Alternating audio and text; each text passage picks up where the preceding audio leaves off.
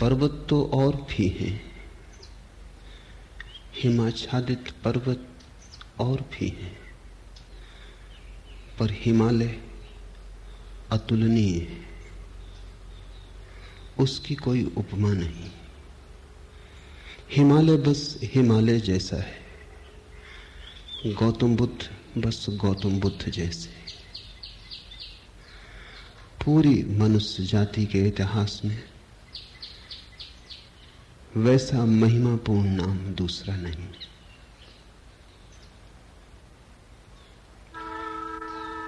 गौतम बुद्ध ने जितने हृदयों की वीणा को बजाया है उतना किसी और ने नहीं। गौतम बुद्ध के माध्यम से जितने लोग जागे और जितने लोगों ने परम भगवत्ता उपलब्ध की है उतनी किसी और के माध्यम से नहीं। गौतम बुद्ध की वाणी अनूठी है और विशेषकर उन्हें जो सोच विचार चिंतन मनन विमर्श के आदि हैं।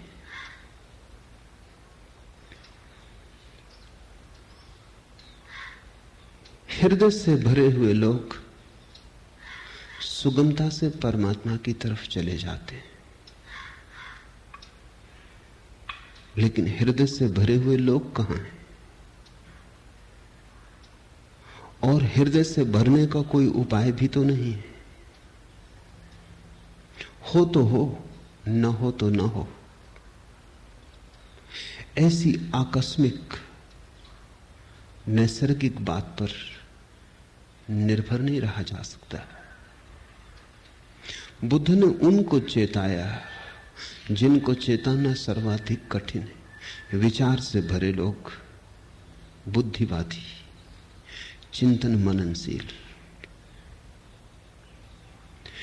प्रेम और भाव से भरे लोग तो परमात्मा की तरफ सरलता से झुक जाते हैं, उन्हें झुकाना नहीं पड़ता।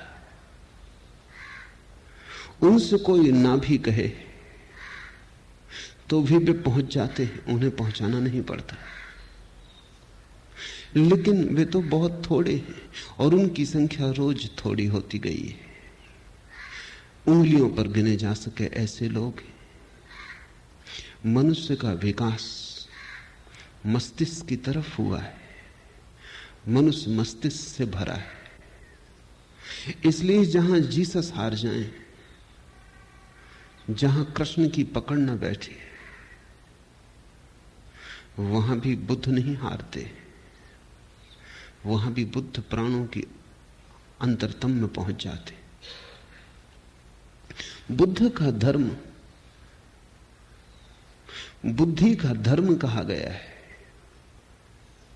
बुद्धि पर उसका आदि तो है, अंत नहीं। शुरुआत बुद्धि से है, प्रारंभ बुद्धि से है, क्योंकि मनुष्य वहां खड़ा है। लेकिन अंत उसका बुद्धि में नहीं।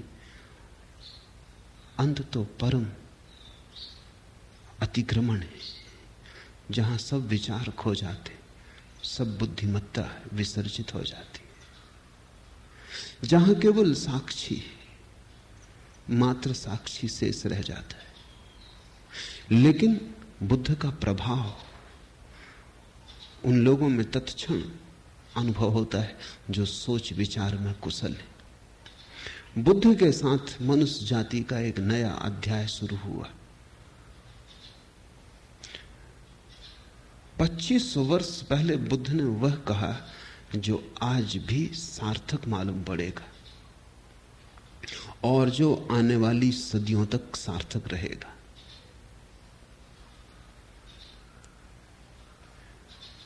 बुद्ध ने विश्लेषण दिया, एनालिसिस दी, और जैसा सूक्ष्म विश्लेषण उन्होंने किया कभी किसी ने ना किया था और फिर दोबारा कोई ना कर पाया।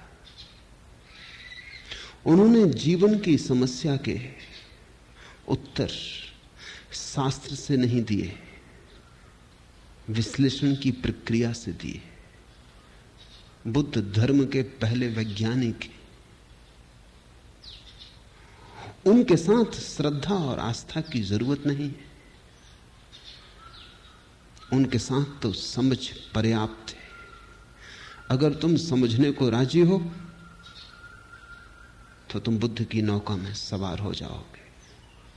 अगर श्रद्धा भी आएगी तो समझ की छाया होगी, लेकिन समझ के पहले श्रद्धा की मांग बुद्ध की नहीं। बुद्ध ये नहीं कहते कि जो मैं कहता हूं भरोसा कर लो। बुद्ध कहते हैं सोचो, विचारो, विश्लेषण करो, खोजो, पाओ अपने अनुभव से तो भरोसा कर लेना। दुनिया के सारे धर्मों ने भरोसे को पहले रखा है, सिर्फ बुद्ध को छोड़कर। दुनिया के सारे धर्मों में श्रद्धा प्राथमिक है, फिर ही कदम उठेगा। बुद्ध ने कहा अनुभव प्राथमिक है, श्रद्धा आनुषांगिक है। अनुभव होगा तो श्रद्धा होगी, अनुभव होगा तो आस्था होगी। इसलिए बुद्ध कहते हैं आस्था की कोई जरूरत नहीं है, अनुभव के साथ अपने से आ जाएगी, तुम्हें लानी नहीं। और तुम्हारी लाई हुई आस्था का मूल्य भी क्या हो सकता है? तुम्हारी लाई आस्था के पीछे भी छिपे होंगे तुम्हारे संदेह। तुम आरोपित भी कर लोगे विश्वास को, तो भी विश्वास के पीछे अविश्वास खड़ा होगा। तुम कितनी ही दृढ़ता से भरोसा करना चाहो, लेकिन तुम्हारी दृढ़ता कपती रहेगी और तुम जानते रहोगे कि जो तुम्हारे अनुभव में नहीं उतरा है उसे तुम चाहो भी तो भी कैसे मान सकते हो, मान भी लो तो भी कैसे मान सकते हो। तुम्हारा ईश्वर कोरा शब्द जाल होगा जब तक अनुभव की किरण न उतरी हो। तुम्हारे मोक्ष की धारणा मात्र शाब्दिक होगी जब तक मुक्ति का थोड़ा स्वाद तुम्हें न लगा हो। बुद्ध ने कहा मुझ पर भरोसा मत करना, मैं जो कहता हूं उस पर इसलिए भरोसा मत करना कि मैं कहता हूं। सोचना, विचारना, जीना तुम्हारे अनुभव की कसौटी पर सही हो जाए तो ही सही है, मेरे कहने से क्या सही होगा। बुद्ध के अंतिम वचन हैं अपदीपो भव, अपने दिए खुद बनना। और तुम्हारी रोशनी में तुम्हें जो दिखाई पड़ेगा फिर तुम करोगे भी क्या? आस्था ना करोगे तो करोगे क्या?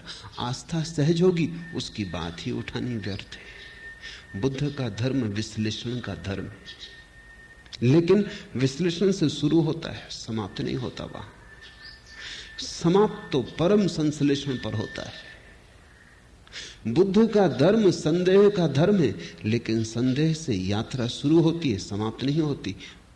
समाप्त तो परम श्रद्धा पर होती। इसलिए बुद्ध को समझने में बड़ी भूल हुई, क्योंकि बुद्ध संदेह की भाषा बोलते तो लोगों ने समझा ये संदेहवादी है। हिंदू तक न समझ पाए, जो जमीन पे सबसे ज्यादा पुरानी कौम।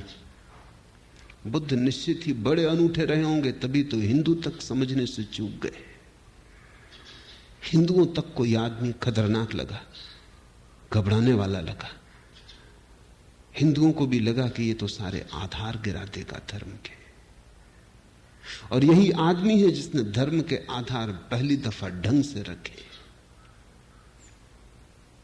श्रद्धा पर भी कोई आधार रखा जा सकता है, अनुभव पर ही आधार रखा जा सकता है। अनुभव की छाया की तरह श्रद्धा उत्पन्न होती। श्रद्धा अनुभव की सुगंध है, और अनुभव के बिना श्रद्धा अंधी है।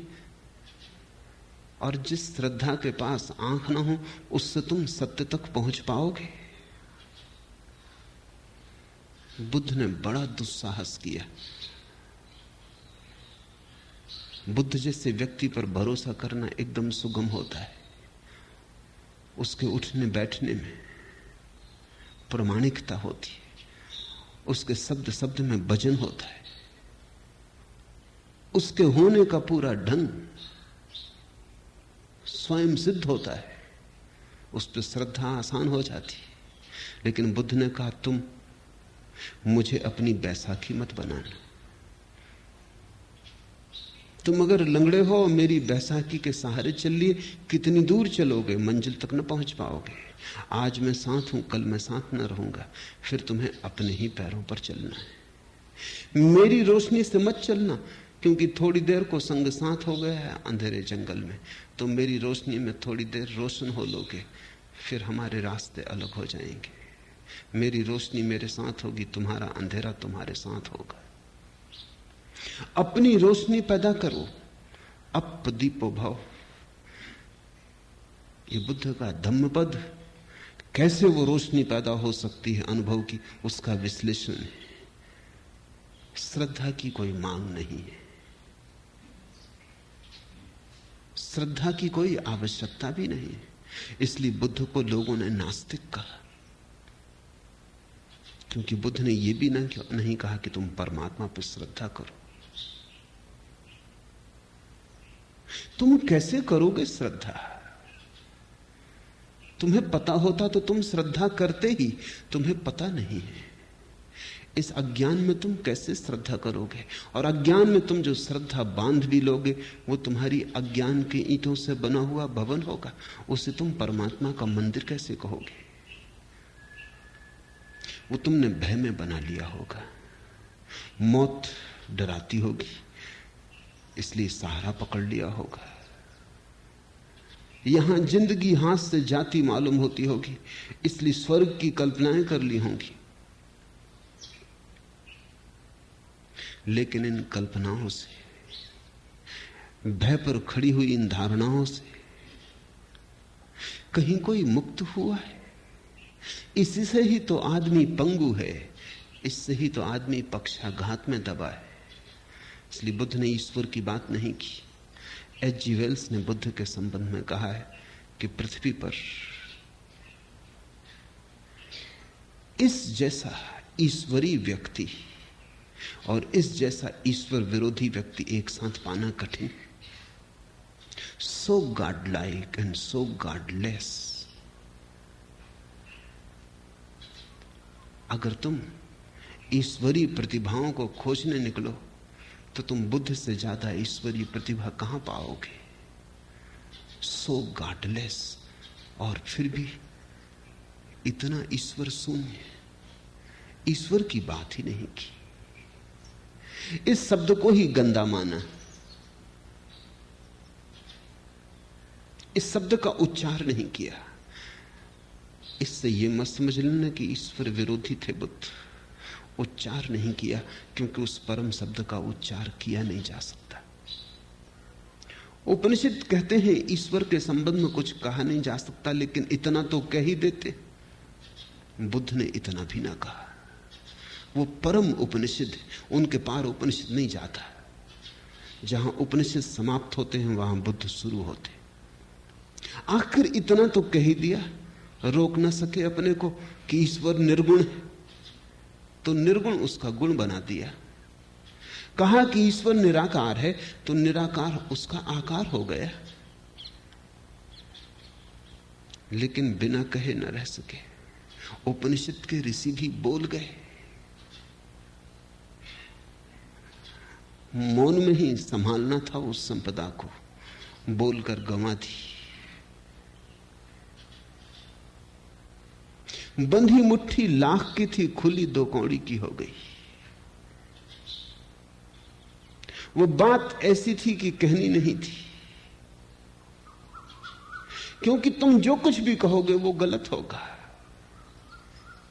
ये कहना भी कि परमात्मा निराकार है गलत है, क्योंकि निराकार भी एक धारणा है, वो भी आकार से ही जुड़ी है। आकार के विपरीत होगी तो भी आकार से संबंधित है। निराकार का क्या अर्थ होता है? जब भी अर्थ खोजने जाओगे आकार का उपयोग करना पड़ेगा। निर्गुण का क्या अर्थ होता है? जब भी कोई परिभाषा पूछेगा गुण को परिभाषा में लाना पड़ेगा। ऐसी निर्गुणता भी बड़ी नपुंसक है जिसकी परिभाषा में गुण लाना पड़ता है। और ऐसे निराकार में क्या निराकार होगा जिसको समझाने के लिए आकार लाना पड़ता है। बुद्ध से ज्यादा कोई भी नहीं बोला और बुद्ध से ज्यादा चुप भी कोई नहीं। कितना बुद्ध बोले। अन्वेषक खोज करते हैं तो वो कहते हैं एक आदमी इतना बोला, ये संभव कैसे? उन्हें डर लगता है कि इसमें बहुत कुछ प्रक्षिप्त है, दूसरों ने डाल दिया है। कुछ भी प्रक्षिप्त नहीं है। जितना बुद्ध बोले पूरा संग्रहित ही नहीं हुआ है। खूब बोले और फिर भी उनसे ज्यादा चुप कोई भी नहीं, क्योंकि जहां जहां नहीं बोलना था वहां नहीं बोले। ईश्वर के संबंध में एक शब्द ना कहा। इस खतरे को भी मोल लिया कि लोग नास्तिक समझेंगे, और आज तक लोग नास्तिक समझे जा रहे हैं, और इससे बड़ा कोई आस्तिक कभी हुआ नहीं। बुद्ध महाआस्तिक है। अगर परमात्मा के संबंध में कुछ कहना संभव नहीं है तो फिर बुद्ध ने ही कुछ कहा, चुप रह के इशारा किया। पश्चिम के एक बहुत बड़े विचारक विटगिंस्टीन ने अपनी बड़ी अनूठी किताब ट्रैक्टेटस में लिखा है कि जिस संबंध में कुछ कहा ना जा सके उस संबंध में बिल्कुल चुप रह जाना उचित है। That which cannot be said must not be said। जो नहीं कहा जा सकता कहना ही मत, कहना ही नहीं चाहिए। अगर विटगिंस्टीन बुद्ध को देखता तो समझता। अगर विटगिंस्टीन के वचन को बुद्ध ने समझा होता तो मुस्कुराते और उन्होंने स्वीकृति दी होती। विटगिंस्टीन को भी पश्चिम में लोग नास्तिक समझे, नास्तिक नहीं है। पर जो कही नहीं जा सकती बात अच्छा है ना ही कही जाए। कहने से बिगड़ जाती, कहने से गलत हो जाती। लाओस से तक कहता तो है प्रथम वचन में अपने ताओ ते किंग में कि सत्य कहा नहीं जा सकता और जो भी कहा जाए वो असत्य हो जाता है, लेकिन फिर भी सत्य के संबंध में बहुत सी बातें कही, बुद्ध ने नहीं कही। तुम कहोगे फिर बुद्ध कहते क्या रहे? बुद्ध ने स्वास्थ्य के संबंध में एक शब्द भी नहीं कहा, केवल बीमारी का विश्लेषण किया और निदान किया, औषधि की व्यवस्था की। बुद्ध ने कहा मैं एक वैद्य हूं, मैं कोई दार्शनिक नहीं हूं। मैं तुम्हारी बीमारी का विश्लेषण करूंगा, निदान करूंगा, औषधि सुझा दूंगा, और जब तुम ठीक हो जाओगे तभी तुम जानोगे कि स्वास्थ्य क्या है। मैं उस संबंध में कुछ भी ना कहूंगा। स्वास्थ्य जाना जाता है, कहा नहीं जा सकता। बीमारी मिटाई जा सकती है, बीमारी समझाई जा सकती है, बीमारी बनाई जा सकती है, बीमारी का इलाज हो सकता है, सही हो सकता है, गलत हो सकता है। बीमारी के साथ बहुत कुछ हो सकता है। स्वास्थ्य, जब बीमारी नहीं होती तब जो शेष रह जाता है वही। उस तरफ केवल इशारे हो सकते हैं, मौन, इंगित हो सकते हैं, वे भी प्रत्यक्ष नहीं, बड़े परोक्ष। बुद्ध के धर्म को शून्यवादी कहा गया है। शून्यवादी उनका धर्म है, लेकिन इससे यह मत समझ लेना कि शून्य पर उनकी बात पूरी हो जाती। नहीं, बस शुरू होती। बुद्ध एक ऐसे उत्तुंग शिखर है जिसका आखिरी शिखर हमें दिखाई नहीं पड़ता। बस थोड़ी दूर तक हमारी आंखें जाती, हमारी आंखों की सीमा है। थोड़ी दूर तक हमारी गर्दन उठती है, हमारी गर्दन के झुकने की सामर्थ्य है। और बुद्ध खोते चले जाते हैं। दूर हिमाच्छादित शिखर है, बादलों के पार।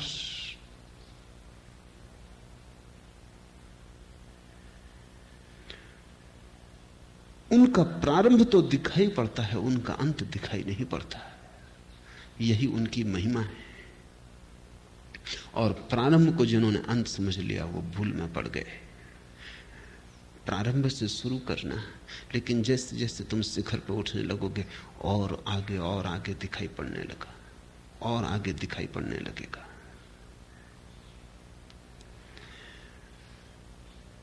बहुत लोग बोले,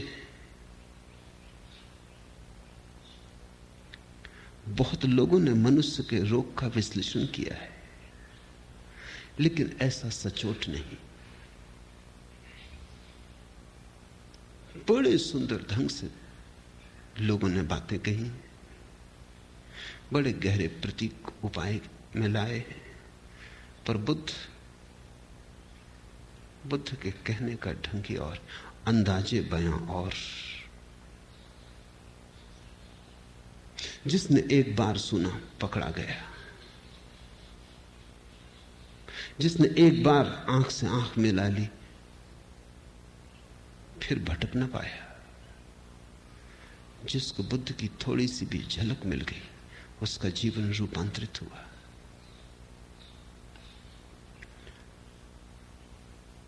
आज से 2500 वर्ष पूर्व जिस दिन बुद्ध का जन्म हुआ, घर में उत्सव मनाया जाता था। सम्राट के घर बेटा पैदा हुआ था, पूरी राजधानी सजी थी। रात भर लोगों ने दिए जलाए, नाचे, उत्सव का क्षण था। बूढ़े सम्राट के घर बेटा पैदा हुआ था, बड़े दिन की प्रतीक्षा पूरी हुई थी, बड़ी पुरानी अभिलाषा थी पूरे राज्य की। मालिक बूढ़ा होता जाता था और नए मालिक की कोई खबर न थी, इसलिए बुद्ध को सिद्धार्थ नाम दिया। सिद्धार्थ का अर्थ होता है अभिलाषा का पूरा हो जाना। पहले ही दिन जब द्वार पर बैंड बाजे बजते थे, शहनाई बजती थी, फूल बरसाए जाते थे महल में, चारों तरफ प्रसाद बंटता था, हिमालय से भागा हुआ एक वृद्ध तपस्वी द्वार पर खड़ा हुआ आकर। उसका नाम था असीता। सम्राट भी उसे सम्मान करता था और कभी असीता राजधानी नहीं आया था। जब कभी जाना था तो शुद्धोधन को, सम्राट को स्वयं उसके दर्शन करने जाना होता था। ऐसे बचपन के साथी थे। फिर शुद्धोधन सम्राट हो गया, बाजार की दुनिया में उलझ गया, असीता महातपस्वी हो गया, उसकी ख्याति दूर दिगंत तक फैल गई। असीता को द्वार पर आए देखकर शुद्धोधन ने कहा, आप और यहां क्या हुआ, कैसे आना हुआ, कोई मुसीबत है, कोई अड़चन है, कहें। असीता ने कही, नहीं कोई मुसीबत नहीं, कोई अड़चन, तुम्हारे घर बेटा पैदा हुआ, उसके दर्शन को आया हूं। शुद्धोधन तो समझ ना पाया।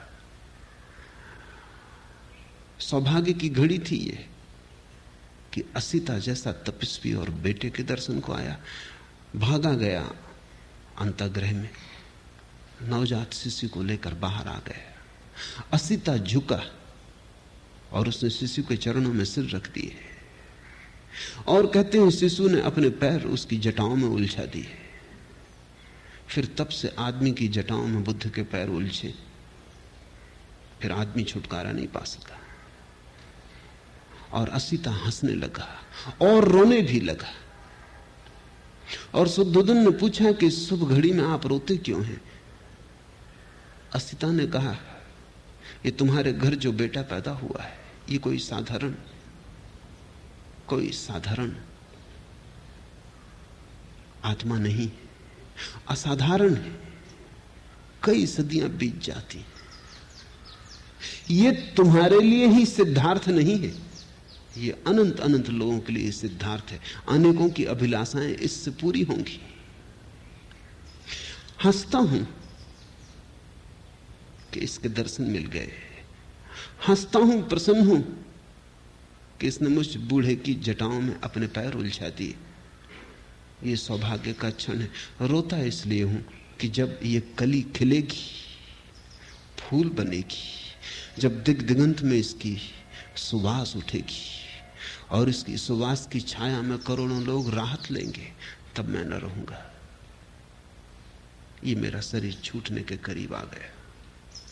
और एक बड़ी अनूठी बात अस्मिता ने कही है, वो ये कि अब तक आवागमन से छूटने की आकांक्षा थी, वो पूरी भी हो गई। आज पछतावा होता है, एक जन्म अगर और मिलता तो इस बुद्ध पुरुष के चरणों में बैठने की, इसकी वाणी सुनने की, इसकी सुगंध को पीने की, इसके नशे में डूबने की सुविधा हो जाती। आज पछताता हूं, लेकिन मैं मुक्त हो चुका हूं। यह मेरा आखिरी अवतरण है, अब इसके बाद देह न धर सकूंगा। अब तक सदा ही चेष्टा की थी कि कब छुटकारा हो शरीर से, कब आवागमन से। आज पछताता हूं कि अगर थोड़ी देर और रुक गया होता। इसे तुम थोड़ा समझो। बुद्ध के फूल के खिलने के समय असीता चाहता है कि अगर मोक्ष भी दांव पर लगता हो तो कोई हर्जा नहीं। तब से 2500 साल बीत गए, बहुत प्रज्ञा पुरुष हुए, लेकिन बुद्ध अतुलनीय है। और उनकी अतुलनीयता इसमें है कि उन्होंने इस सदी के लिए धर्म दिया और आने वाले भविष्य के लिए धर्म दिया। कृष्ण की बात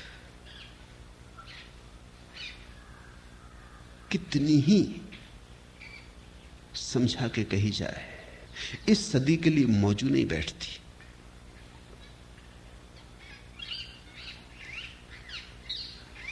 फासला बड़ा हो गया है,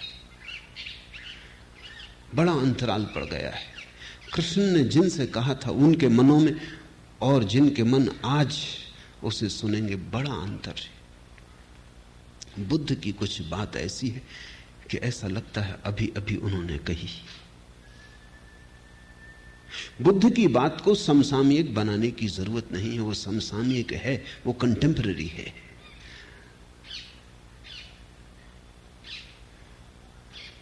कृष्ण पर बोलो तो कृष्ण को खींच के लाना पड़ता है 20वीं सदी में, बुद्ध को नहीं लाना पड़ता।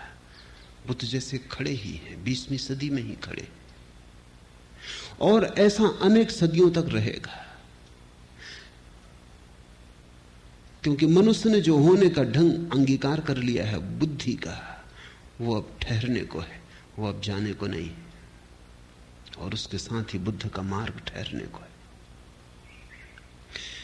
धम्मपद उनका विश्लेषण है, उन्हें जो जीवन की समस्याओं की गहरी छानबीन की है उसका विश्लेषण है।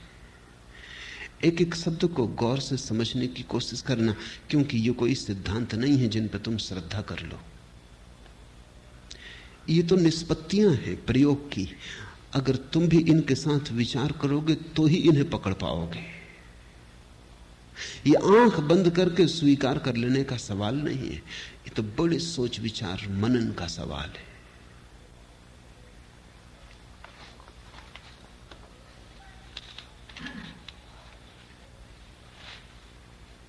साधारणतः आदमी की जिंदगी क्या है? कुछ सपने, कुछ टूटे फूटे सपने, कुछ अभी भी साबित भविष्य की आशा में अटके। आदमी की जिंदगी क्या है? अतीत के खंडहर, भविष्य की कल्पनाएं। आदमी का पूरा होना क्या है? चले जाते, उठते हैं, बैठते हैं, काम करते हैं, कुछ पक्का पता नहीं क्यों, कुछ साफ जाहिर नहीं कहां जा रहे हैं, बहुत जल्दी में भी जा रहे हैं, बड़ी पहुंचने की तीव्र उत्कंठा है, लेकिन कुछ पक्का नहीं कहां पहुंचना चाहते, किस तरफ जाते हो। कल मैं एक गीत पढ़ता था शाहिर का, न कोई ज्यादा न कोई मंजिल, न रोशनी का सुराग, न कोई ज्यादा न कोई मंजिल, न रोशनी का सुराग, भटक रही है खलाओं में जिंदगी मेरी। न कोई रास्ता, न कोई मंजिल, रोशनी का सुराग भी नहीं, कोई एक किरण भी नहीं, और पूरी जिंदगी अंधेरी घाटियों में, शून्य में भटक रही है। भटक रही है खलाओं में जिंदगी मेरी। ऐसी ही मनुष्य की दशा है सदा से। बहुत सी झूठी मंजिलें भी तुम बना लेते हो। राहत के लिए कुछ तो चाहिए। सत्य बहुत कड़वा है, और अगर सत्य के साथ तुम खड़े हो जाओ तो खड़े होना भी मुश्किल मालूम होगा। सिगमंड फ्रायड ने कहा है कि आदमी बिना झूठ के जी नहीं सकता। झूठ सहारा है। तो हम झूठी मंजिलें बना लेते हैं। असली मंजिल का तो कोई पता नहीं। बिना मंजिल के जीना असंभव। कैसे जियोगे बिना मंजिल के? अगर ये पक्का ही हो जाए कि पता ही नहीं कहां जा रहे हैं, तो पैर कैसे उठेंगे, यात्रा कैसे होगी? तो हम कल्पित मंजिल बना लेते, एक झूठी मंजिल बना लेते, उससे राहत मिल जाती, लगता है कहीं जा रहे हैं। कोई रास्ता नहीं है, क्योंकि झूठी मंजिलों के कहीं कोई रास्ते होते? जब मंजिल ही झूठी है तो रास्ता कैसे हो सकता है? तो फिर हम रास्ता भी बना लेते, रास्ता बना लेते हैं, मंजिल बना लेते हैं, सब कल्पित, सब मन के जाल, सब सपने। और ऐसे अपने को भर लेते हैं और लगता है शून्य भर गया, जिंदगी बड़ी भरी पूरी। कोई कुछ दिन हुए चल बसा। एक मित्र ने आके कहा कि आपको पता चला फला फला व्यक्ति चल बसे, बड़ी भरी पूरी जिंदगी थी। मैंने पूछा, रुको, चल बसे ठीक, उसमें तो कुछ किया नहीं जा सकता, लेकिन भरी पूरी जिंदगी थी, ये तुमसे किसने कहा?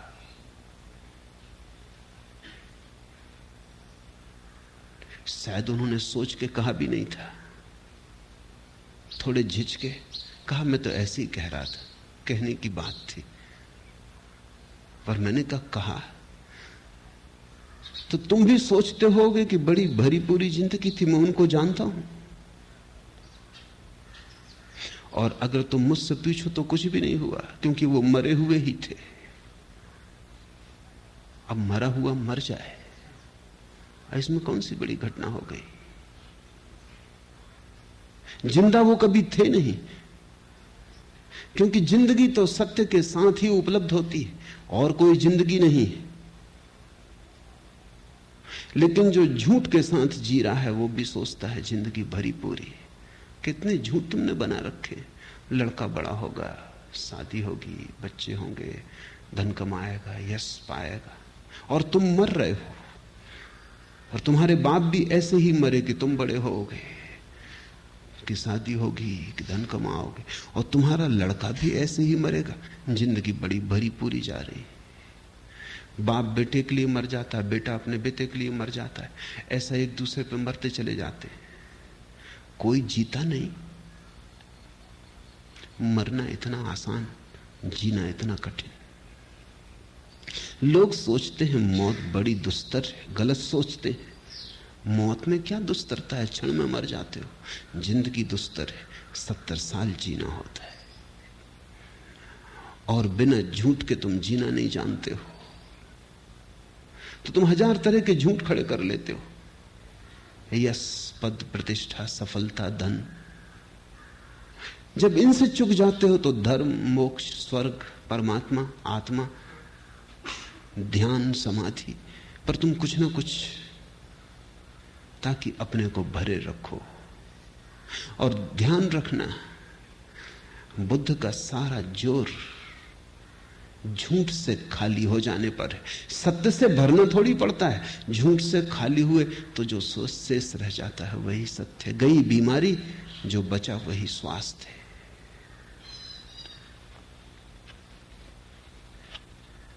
लेकिन कितने ही लोगों ने जगाने की कोशिश की है, तुम जागते नहीं। आदमी का झूठ को पैदा करने का अभ्यास इतना गहरा है कि वो बुद्ध के आसपास भी, बुद्ध भी मौजूद हों जगाने को, तो उनके आसपास भी अपनी नींद की सुविधा जुटा लेता है। बुद्ध जगाते हैं, तुम उनके जगाने की चेष्टा को भी नशा बना लेते हो।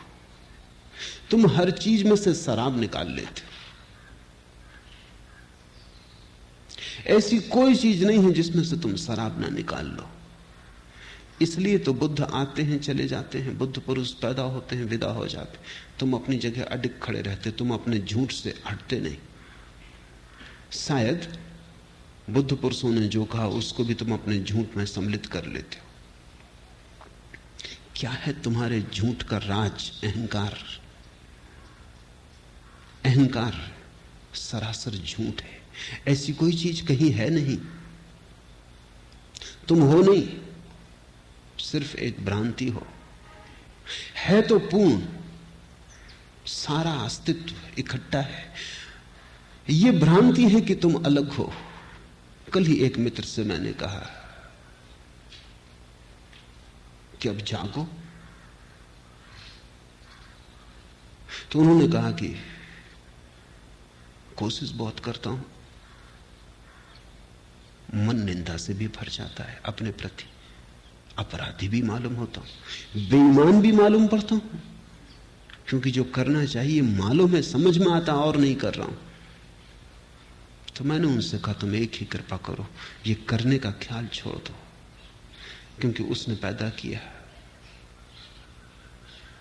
वही श्वास ले रहा है, तुम करना भी उसी पे छोड़ दो। उन्होंने कहा कि जन्म उसने दिया, इतना तक तो मैं मान सकता हूं, लेकिन बाकी और काम वही कर रहा है, ये नहीं मान सकता। ये तो मैं मान ही नहीं सकता कि बेईमानी भी वही कर रहा है। अभी थोड़ा सोचने जैसा है। हमें भी लगेगा कि बेचारा धार्मिक बात तो कह रहा है ये व्यक्ति, कि बेईमानी कैसे परमात्मा पे छोड़ दूं, लेकिन नहीं, सवाल ये नहीं है। अहंकार, ये कोई परमात्मा को बचाने की चेष्टा नहीं है कि परमात्मा पे बेईमानी कैसे सौंप दूं। ये भी अहंकार को बचाने की चेष्टा है। ध्यान रखना, जब बेईमानी तुम करोगे तो ईमानदारी भी तुम ही करोगे।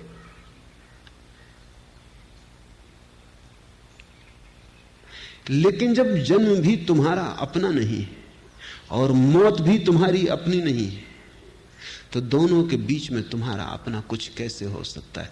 जब दोनों छोर पर आए, जब जन्म के पहले कोई और के हाथ में तुम हो, मौत के बाद किसी और के हाथ में, तो ये बीच की थोड़ी सी जो घड़ियां हैं, इनमें तुम अपने को सोच लेते हो अपने हाथ में, वही भ्रांति हो जाती है। वही अहंकार तुम्हें जगने नहीं देता। वही अहंकार सोने की नई तरकीबें, व्यवस्थाएं खोज लेता है। इसलिए बुद्ध पुरुष आते, उनके तीर ठीक तरकस से तुम्हारे हृदय की तरफ निकलते, पर तुम बचा जाते हो। हजारों खिज्र पैदा कर चुकी है नस्ल आदम की। आदमी ने कितने बुद्ध पुरुष पैदा किए, हजारों खिज्र, पैगंबर, तीर्थंकर, हजारों खिज्र पैदा कर चुकी है नस्ल आदम की। ये सब तस्लीम, लेकिन आदमी अब तक भटकता है। ये सब तस्लीम, ये सब स्वीकार कि हजारों बुद्ध पुरुष हुए, पर इससे क्या फर्क पड़ता है? आदमी अब तक भटकता है। आदमी भटकना चाहता है? कहता तो आदमी यही है कि भटकना नहीं चाहता। कहते तो तुम मेरे पास यही हो, शांत होना चाहते हैं, सत्य होना चाहते हैं, सरल होना चाहते हैं, लेकिन सच में तुम होना चाहते हो, या कि सरलता के नाम पर तुम नई जटिलता खोज रहे हो, या सत्य के नाम पर तुमने नए झूठों की तलाश शुरू की है, या शांति के नाम पर अब तुमने एक नया रोग पाला। अब तुम शांति के नाम पर अशांत होने को उत्सुक हुए। साधारण आदमी अशांत होता है सिर्फ, शांति की तो कम से कम चिंता नहीं होती। अब तुम शांति के लिए भी चिंतित हो। पुरानी अशांति तो बरकरार, अब तुम और धन करोगे, उसमें गुणनफल करोगे। अब तुम कहोगे कि शांति भी चाहिए। अब एक नई अशांति जुड़ी कि शांति नहीं। झूठ तो तुम थे, अब तुम कहते हो सत्य खोजेंगे। अब तुम सत्य के नाम पर कुछ नए झूठ ईजाद करोगे, स्वर्ग के, मोक्ष के, नरक के, परमात्मा के, आकाश के। मंदिरों में जाओ, स्वर्गों के नक्शे टंगे, पहला स्वर्ग, दूसरा स्वर्ग, पहला खंड, दूसरा खंड, तीसरा खंड, सचखंड तक नक्शे टंगे हुए। आदमी की मूढ़ता की कोई सीमा है, कोई अंत है? अपने घर का भी नक्शा भी तुमसे बनेगा नहीं। अपना भी नक्शा तुम बना ना सकोगे कि तुम क्या हो, कहां हो, कौन हो। तुमने स्वर्ग के नक्शे बना लिए।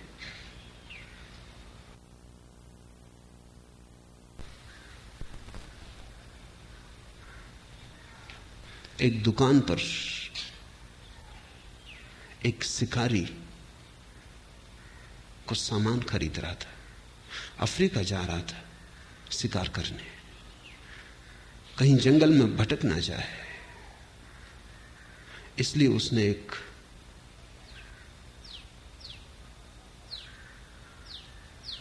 यंत्र खरीदा, दिशा सूचक यंत्र,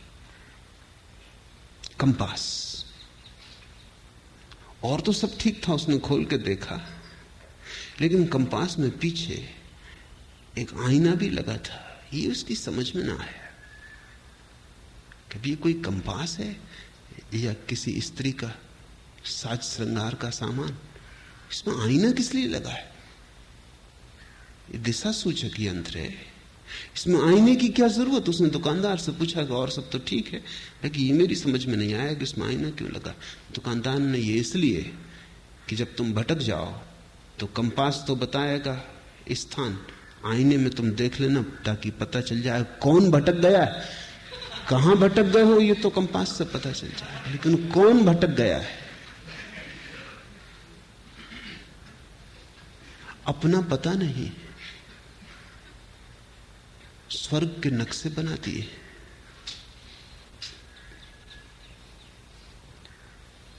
विवाद चल रहे हैं लोगों के, कितने नरक होते। हिंदू कहते हैं 3, जैन कहते हैं 7। बुद्ध ने बड़ी मजाक की, उन्होंने कहा 700।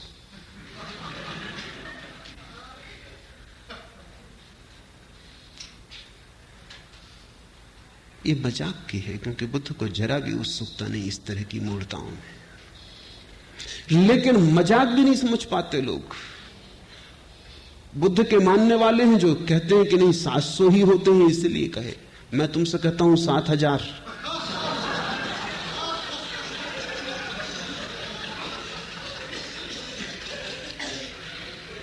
आदमी सत्य से भी झूठ खोज लेता है, इसलिए आदमी भटकता है। बुद्ध बड़े शुद्ध खोजी हैं, उनकी खोज बड़ी निर्दोष। घर छोड़ा तो जितने गुरु उपलब्ध थे सबके पास गए। गुरु उनसे थक गए, क्योंकि असली शिष्य आ जाए तभी पता चलता है कि गुरु गुरु है या नहीं। झूठे शिष्यों के साथ तो पता नहीं चलता। लोग मुझसे पूछते हैं आके कि असली गुरु का कैसे पता चले। मैं उनको कहता हूं तुम फिक्र ना करो, अगर तुम असली शिष्य हो पता चल जाए। नकली गुरु तुमसे बचेगा, भागेगा कि ये चला आ रहा असली शिष्य, ये झंझट खड़ी करेगा। तुम गुरु की फिक्र ही छोड़ दो। असली शिष्य अगर तुम हो तो नकली गुरु तुम्हारे पास टिकेगा ही नहीं। तुम टिके रहना, वही भाग जाएगा। जिब्रान की कहानी है कि एक आदमी गांव गांव कहता फिरता था कि मुझे स्वर्ग का पता है, जिनको आना हो मेरे साथ आ जाओ। कोई आता नहीं था, लेकिन लोगों को 1000 दूसरे काम। कोई स्वर्ग जाने की इतनी जल्दी वैसे भी किसी को नहीं। लोग स्वर्गीय तो मजबूरी में होते। जब हाथ पैर ही नहीं चलते, लोग मरघट पे पहुंचा आते तब स्वर्गीय होते। कोई स्वर्गीय होने को राजी नहीं था। लोग कहते आपकी बात सुनते हैं जचती, जब जरूरत होगी तब उपयोग करेंगे, मगर अभी कृपा करें, अभी हमें जाना नहीं। एक गांव में ऐसा हुआ, उस आदमी का खूब धंधा चलता था, क्योंकि जिनको स्वर्ग नहीं जाना, इनको बचने के लिए भी गुरु को कुछ गुरु दक्षिणा देनी पड़ती थी। वो आ जाए गांव में और समझाए तो उसको कुछ सेवा भी करनी पड़ती, पैर भी पड़ने पड़ते। कहते तुम बिल्कुल ठीक हो, मगर अभी हम साधारण जन अभी संसार में उलझे हैं, जब कभी सुलझेंगे जरूर आपकी बात का ख्याल करेंगे, रख लेते हैं संभाल के हृदय में। तो गुरु का धंधा भी चलता था, ना कभी कोई झंझट आई थी ना कुछ। एक गांव में उपद्रव हो गया, एक असली शिष्य मिल गया। उसने कहा अच्छा तुम्हें पक्का पता है? बिल्कुल पक्का पता, क्योंकि अभी तक कोई झंझट आई नहीं थी। उसने कहा अच्छा मैं चलता हूं, कितने दिन लगेंगे पहुंचने में? तब जरा गुरु घबराया कि ये जरा उपद्रवी मालूम पड़ता है। पैर छुओ बात ठीक, सांस चलने की बात, मगर अब सबके सामने मना भी नहीं कर सका। उसने कहा देखेंगे, भटकाएंगे 1-2 साल, भाग जाएगा अपने आप। 6 साल बीत गए, वो उनके पीछे ही पड़ा है। वो कहता है कि कब आएगा, अभी तक आया नहीं। एक दिन उस गुरु ने कहा तेरे हाथ जोड़ता हूं भैया, तू जब तक न मिला था हमको भी पता था, तेरे कारण हमारा भी था। असली शिष्य मिल जाए तो फिर गुरु अपने आप। दुनिया में नकली गुरु हैं क्योंकि नकली शिष्यों की बड़ी संख्या है। नकली गुरु तो बाई प्रोडक्ट, वो सीधे पैदा नहीं होते, नकली शिष्य उन्हें पैदा कर लेता है। बुद्ध सभी गुरुओं के पास गए, गुरु घबरा गए, क्योंकि ये व्यक्ति निश्चित प्रामाणिक था। जो उन्होंने कहा वो इसने इतनी पूर्णता से किया कि उनको भी दया आने लगी कि तो हमने भी नहीं किया है।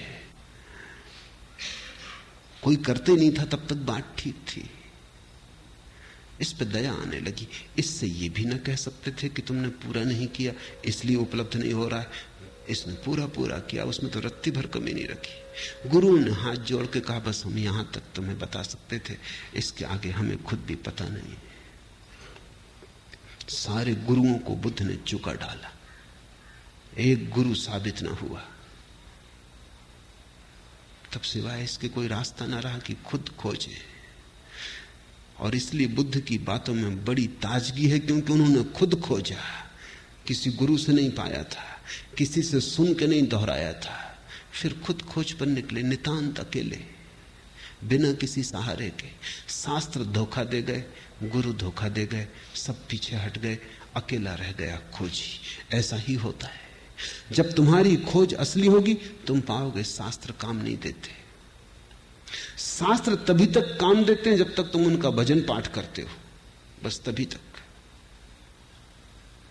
अगर तुमने यात्रा शुरू की तुम तत्क्षण पाओगे शास्त्र में 1000 गलतियां होनी ही चाहिए, क्योंकि हजारों साल तक हजारों लोगों से दोहराते रहे, बनाते रहे,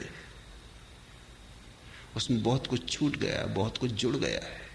लेकिन ये तो पता तुम्हें तभी चलेगा जब तुम यात्रा करोगे। एक तुम नक्शा लिए घर में बैठे हो, उसकी तुम पूजा करते हो, कैसे पता चलेगा? यात्रा पर निकलो तब तुम्हें पता चलेगा, अरे इस नक्शे में नदी बताई है, यहां कोई नदी नहीं।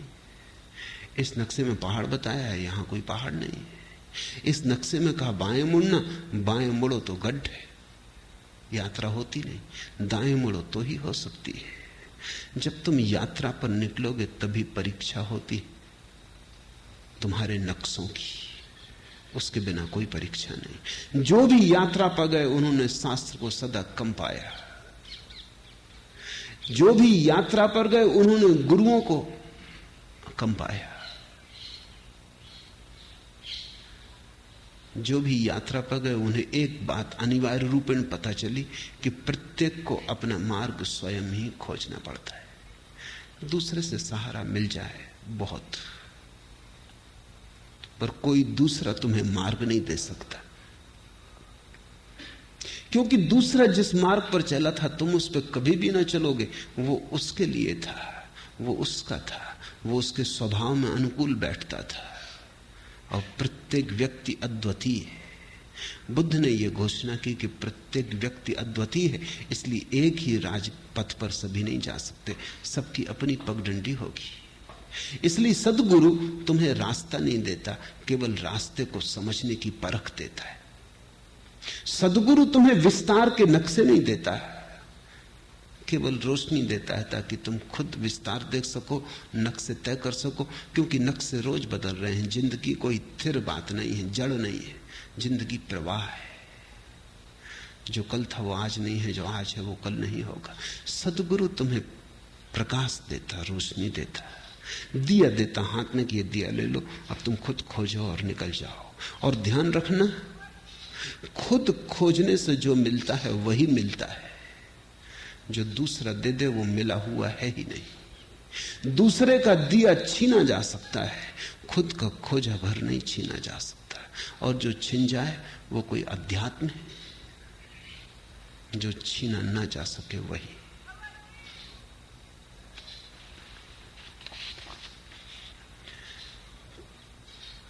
पहली गाथा, मन सभी प्रवृत्तियों का पुरोगामी है।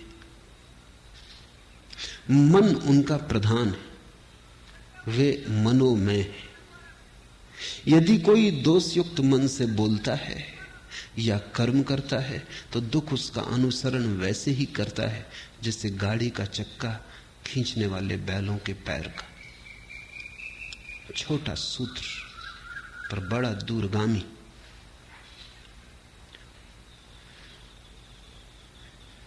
ध्यान रखना, बुद्ध किसी शास्त्र को नहीं दोहरा रहे हैं, बुद्ध से शास्त्र पैदा हो रहा है।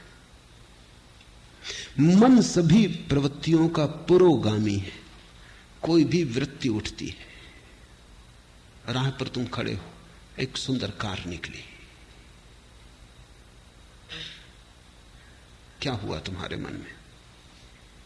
एक छाप पड़ी, एक काली कार निकली, एक प्रतिबिंब गूंजा। कार के निकलने से वासना पैदा नहीं होती। अगर तुम देखते रहो और तुम्हारा देखना ऐसा ही तटस्थ हो जैसे कैमरे की आंख होती, कैमरे के सामने से भी कार निकल जाए, वो फोटो भी उतार देगा, तो भी कार खरीदने नहीं जाएगा और न सोचेगा कि कार खरीदनी है। अगर तुम वहां खड़े हो और कैमरे जैसी तुम्हारी आंख है, तुमने सिर्फ देखा, काली कार गुजर गई, चित्र बना गया, एक छाया आई गई, कुछ भी कठिनाई नहीं। लेकिन जब ये काली छाया कार की तुम्हारे भीतर से निकल रही, तब तुम्हारे मन में एक कामना जगी, ऐसी कार मेरे पास हो। मन में एक विकार उठा, एक लहर उठी, जैसे पानी में किसी ने कंकड़ फेंका और लहर उठी। कार तो जा चुकी, अब लहर तुम्हारे साथ है। अब ये लहर तुम्हें चलाएगी। तुम धन कमाने में लगोगे, या तुम चोरी करने में लगोगे, या किसी की जेब काटोगे। अब तुम कुछ करोगे। अब वृत्ति ने तुम्हें पकड़ा। अब वृत्ति तुम्हारी कभी क्रोध करवाएगी अगर कोई बाधा डालेगा। अगर कोई मार में आएगा तो तुम हिंसा करने को उतारू हो जाओगे, मरने मारने को उतारू हो जाओगे। अगर कोई सहारा देगा तो तुम मित्र हो जाओगे, कोई बाधा देगा तो शत्रु हो जाओगे। अब तुम्हारी रातें इसी सपने से भर जाएंगी। बस ये कार तुम्हारे आसपास घूमने लगेगी। जब तक ये ना हो जाए तुम्हें चैन ना मिलेगा। और मजा ये है कि वर्षों की मेहनत के बाद जिस दिन ये तुम्हारी हो जाएगी, तुम अचानक पाओगे कार तो अपनी हो गई, लेकिन अब इन वर्षों की बेचैनी का अभ्यास हो गया। अब बेचैनी नहीं छोड़ती। कार तो अपनी हो गई लेकिन बेचैनी नहीं जाती, क्योंकि बेचैनी का अभ्यास हो गया। अब तुम इस बेचैनी के लिए नया कोई यात्रा पथ खोजोगे। बड़ा मकान बनाना है, हीरे जवाहरात खरीदने हैं। अब तुम कुछ और करोगे, क्योंकि अब बेचैनी तुम्हारी आदत हो गई। और अब इस बेचैनी का तुम क्या करोगे? इस सालों तक बेचैनी को संभाला, कार तो मिल गई, लेकिन अब कार का मिलना न मिलना बराबर है। अब ये बेचैनी पकड़ गई। इसलिए तो धनी बहुत लोग हो जाते हैं और धनी नहीं हो पाते, क्योंकि जब वे धनी होते हैं तब तक बेचैनी अभ्यास का हो गया उसका। जब तक धनी हुए तब तक चैन से ना रह सके, सोचा कि जब धनी हो जाएंगे तब चैन से रह लेंगे, लेकिन चैन कोई इतनी आसान बात है? अगर बेचैनी का अभ्यास घना हो गया तो धनी तो तुम हो जाओगे, बेचैनी कहां जाएगी? तब और धनी होने की दौड़ लगती और मन कहता और धनी हो जाएं फिर। लेकिन सारा जाल मन का है। बुद्ध ने अपनी एक एक वृत्ति को जांचा और पाया कि वृत्ति मन के सरोवर में उठी लहर है। वृत्ति का मतलब ही लहर होता है। वो मन का कब जाना है। अगर मन निष्कंप रह जाए तो कोई वृत्ति पैदा नहीं होती। अगर मन कब गया तो वृत्ति पैदा हो जाती। फिर कोई फर्क नहीं पड़ता कि किस चीज से कपता है। आज से 2500 साल पहले बुद्ध के समय में कार तो नहीं थी, तो कई नासमझ सोचते हैं कि तब बड़ी शांति थी क्योंकि कार नहीं थी। तो कार की तो चिंता पैदा ही नहीं हो सकती थी। हवाई जहाज नहीं था तो हवाई जहाज खरीदना, इसकी चिंता तो पैदा नहीं हो सकती थी। लेकिन तुम गलती में हो, चिंताएं इतनी ही थी क्योंकि किसी के पास शानदार बैलगाड़ी थी, बग्घी थी, वो चिंता पैदा करवाती थी। किसी के पास शानदार घोड़ा था, वो चिंता पैदा करवाता था। चिंता के लिए विषय से कोई फर्क नहीं पड़ता। तुम लहर सरोवर में उठाने के लिए एक कंकड़ फेंको या कोहिनूर हीरा फेंको, इससे कोई फर्क नहीं पड़ता। कोहिनूर हीरा भी वृत्ति उठाता है, साधारण कंकड़ भी उतनी ही वृत्ति उठाता, उतनी लहर उठाता है। पानी फिक्र नहीं करता कि तुमने कोहिनूर फेंका कि कंकड़ फेंका, कुछ फेंका, बस इतना काफी है। मन में कुछ भी फेंका और उपद्रव शुरू हुआ। मन सभी प्रवृत्तियों का पुरोगामी, मन उनका प्रधान है, वे मनोमय है। यदि कोई दोषयुक्त मन से बोलता है या कर्म करता है तो दुख उसका अनुसरण वैसे ही करता है जैसे गाड़ी का चक्का खींचने वाले बैलों के पैर का। बुद्ध ने एक सूत्र पाया, जीवन में दुख है। हम भी जीवन में दुखी हैं और जब हमें दुख पकड़ता है तो हम पूछते हैं किसने दुख पैदा किया, कौन मेरा दुख पैदा कर रहा है? पत्नी, पति, बेटा, बाप, मित्र, समाज, कौन मेरा दुख पैदा कर रहा है? आर्थिक व्यवस्था, सामाजिक ढांचा, कौन मेरा दुख पैदा कर रहा है? मार्क्स से पूछो तो वो कहता है दुख पैदा हो रहा है क्योंकि समाज का आर्थिक ढांचा गलत है, गरीबी है, अमीरी है, इसलिए दुख पैदा हो रहा है। फ्रायड से पूछो तो वो कहता है दुख इसलिए पैदा हो रहा है कि मनुष्य को अगर उसकी वृत्तियों के प्रति पूरा खुला छोड़ दिया जाए तो वो जंगली जानवर जैसा हो जाता है। दुख पैदा होगा उससे, सभ्यता नष्ट हो जाएगी। अगर उसे संभाला बुझाया जाए, तैयार किया जाए, परिष्कृत किया जाए तो दमन हो जाता है। दमन होने से दुख पैदा होता है। इसलिए फ्रायड ने कहा दुख कभी भी ना मिटेगा। अगर आदमी को बिल्कुल खुला छोड़ दो तो मारकाट हो जाएगी क्योंकि आदमी के भीतर 1000 तरह की जानवरी वृत्तियां हैं। अगर दबाओ, ढंग का बनाओ, सज्जन बनाओ तो दमन हो जाता है। दमन होता है तो दुख होता रहता है, वृत्तियां पूरी नहीं हो पाती। पूरी करो तो मुसीबत, न पूरी करो तो मुसीबत। तो फ्रायड ने तो अंत में कहा कि आदमी जैसा है कभी सुखी हो ही नहीं सकता, सुख असंभव है। फ्रायड और मार्क्स, इनका विश्लेषण ही अगर अकेला विश्लेषण होता तो पक्का है कि आदमी कभी सुखी नहीं हो सकता, क्योंकि रूस में गरीब अमीर मिट गए लेकिन दुख नहीं मिटा। गरीब अमीर मिट गए तो दूसरे वर्ग खड़े हो गए। कोई पद पर है, कोई पद पर नहीं है, कोई कम्युनिस्ट पार्टी में है, कोई कम्युनिस्ट पार्टी में नहीं है। जो पद पर है वो इतना शक्तिशाली हो गया है जितना धनी पुराने दिनों में कभी भी न था। और जो पद पर नहीं है वो इतना निर्बल हो गया है जितना भूखा भिखमंगा गरीब कभी नहीं था। धनी के हाथ में इतनी ताकत कभी नहीं थी जितनी रूस में पदाधिकारी के हाथ में। संघर्ष वहीं के वहीं खड़ा है, भेद वहीं के वहीं खड़ा है। वर्ग नए बन गए, पुराने मिटे। तो कुछ ऐसा लगता है आदमी बीमारी बदलता जाता है। क्रांतियों के नाम से केवल बीमारी बदलती, कुछ भी बदलता नहीं। ऊपर के ढंग बदलते हैं, भीतर का रोग जारी रहता है। सब क्रांतियां व्यर्थ हो गई। सिर्फ बुद्ध की एक क्रांति अभी भी सार्थकता रखती। बुद्ध कहते हैं तुम्हारे मन में ही कारण है। बाहर खोजने गए, पहला कदम ही गलत पड़ गया। अब तुम ठीक कभी ना हो पाओगे। तुम्हारे मन में ही दुख का कारण है। जब भी तुम किसी को दुख देना चाहते हो तुम दुख पाओगे। जब भी तुम दुख देने की आकांक्षा से भरे किसी विचार के पीछे जाते हो तुम दुख के बीज बो रहे हो। दूसरे को दुख मिलेगा या नहीं मिलेगा, तुम्हें दुख जरूर मिलेगा। तुम अगर आज दुख पा रहे हो तो बुद्ध कहते हैं कल बोए बीजों का फल है। और अगर कल तुम चाहते हो दुख न पाओ तो आज कृपा करना, आज बीज मत बोना। यदि कोई दोषयुक्त मन से बोलता है, सोचता है, व्यवहार करता है या वैसे कर्म करता है तो दुख उसका अनुसरण वैसे ही करता है जैसे गाड़ी जाती तो बैलों के पीछे चाक चले आते।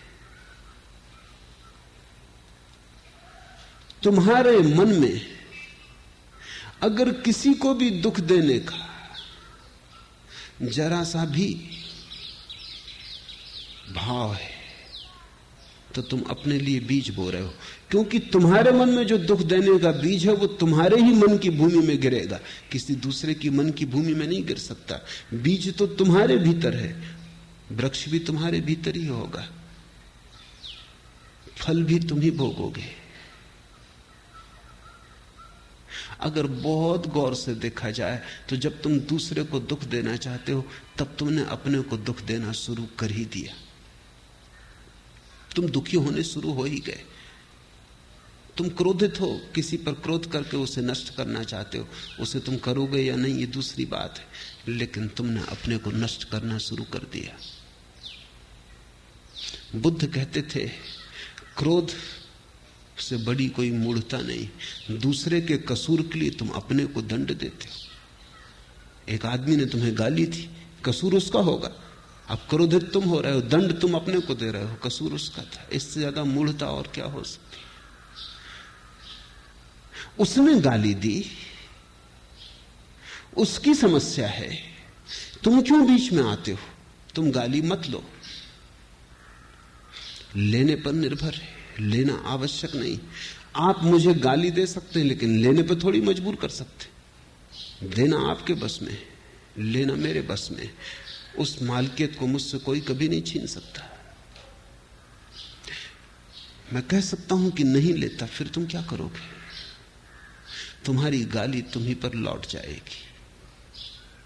तुमने गाली देने के लिए जो तैयारी में दुख भोगा वो भोगा, अब गाली लौटेगी तब तुम जो दुख भोगोगे वो भोगोगे। जब हम किसी चीज को अपने मन के भीतर ले लेते हैं तभी वो सक्रिय हो जाती है और दूसरे से लेने की कोई जरूरत नहीं है। तुम अपने भीतर ही इतने दुख के बीज पैदा करते रहते हो अकारण। मैं कलकत्ते में एक मित्र के घर मेहमान होता था। उनके पास सबसे बढ़िया कोठी है कलकत्ते में, थी कहना चाहिए, अब नहीं। अब एक दूसरी कोठी खड़ी हो गई, पड़ोस में ही खड़ी हो गई।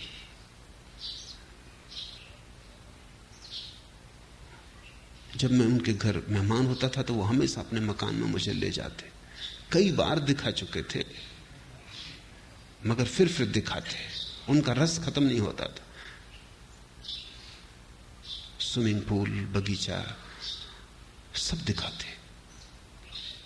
उनकी आदत थी, ये मान के मैं जब भी वो दिखाते फिर इस तरह उत्सुकता लेता जैसे कभी नहीं देखा है। मगर आखिरी बार जब उनके घर गया तो उन्होंने मकान ना दिखाया। मैं थोड़ा हैरान हुआ, क्या यह आदमी बदल गया? मैंने पूछा कि क्या मामला है, मकान नहीं दिखलाइएगा? कहने लगे क्या खाक दिखलाएं, क्या हुआ? देखते नहीं कि बगल में एक बड़ा मकान खड़ा हो गया। जब तक इससे बड़ी कोठी न कर लूं तब तक अब चैन नहीं। अब क्या दिखाना है? इनका मकान वैसी का वैसा है, क्योंकि बगल का मकान इनके मकान में कुछ फर्क नहीं किया है। इनका मकान ठीक उतना ही सुंदर है जैसा था, लेकिन बगल में एक मकान खड़ा हो गया। बड़ी लकीर किसी ने खींच दी, इनकी लकीर छोटी हो गई बिना छुए। किसी ने छुआ नहीं, हाथ नहीं लगाया, मगर बगल में एक लकीर खड़ी हो गई। उनकी पत्नी ने मुझसे कहा कि कुछ समझाइए इनको, न सोते हैं न चैन, इनकी छाती पे बोझ हो गया है वो बगल का मकान।